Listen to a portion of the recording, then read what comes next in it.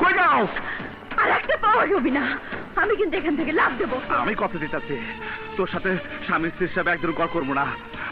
আমার আম্মাজানের সামনে শুধু একবার তুই বউ হয়ে দাঁড়াবি। তুই আর তোর আম্মা যেন আমার জীবনটাকে বিষাক্ত করে তুলেছিস।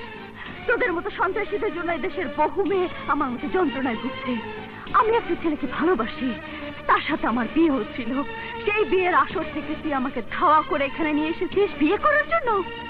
তুই একবার ভেবে দেখ তো, তুই কি মানুষ? তুই একটা কুকুর। আজ তুই আমার যা খুশি তা বইলা গালি দে, আমি মানা নিমু। শুধু একবার তুই বউ বেশ আমার সাথে যাবে। যাবো না, যাবো না, যাবো না। তুই আমার লাশ নিয়ে যেতে পারবি। তুই যদি এই মুহূর্তে এখান থেকে চলে না যাস, তাহলে আমি এক্ষুনি এখান থেকে লাভ দেবো। লাভ দিস না, লাভ দিস না, লাভ দিস না। এই তুই কোন সন্ত্রাসী ছেলেকে ভালো করতে চাস না? না। এই অস্ত্রপাতি আমি সবকিছু ফালাই দিলাম, আমি ভালো হয়ে যাবো। খুদার কসম লাগে আমি ভালো হয়ে যাবো। তুই আল্লাহর কসম লাগে আমি তোর পায়ে ধরে। আমি জীবনে কারো কাছে মাথা নত করি নাই, ছোট হই নাই।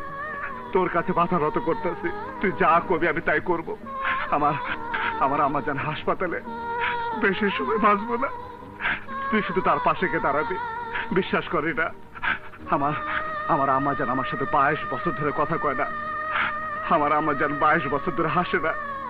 আমি তো একদিন নিয়ে গেছিলাম, সেদিন আম্মা জান একটু হাসছিল, আমি দেখতে পাই নাই। আমার আম্মা জান মরার আগে শুধু একবার হাসবে, ওই হাসিটা আমি দেখতে চাই। আমার আম্মা জান বাঁচবো না রে না, আমার আম্মা জান বাঁচবো না রে না। তুই আমার সাথে চল রে না।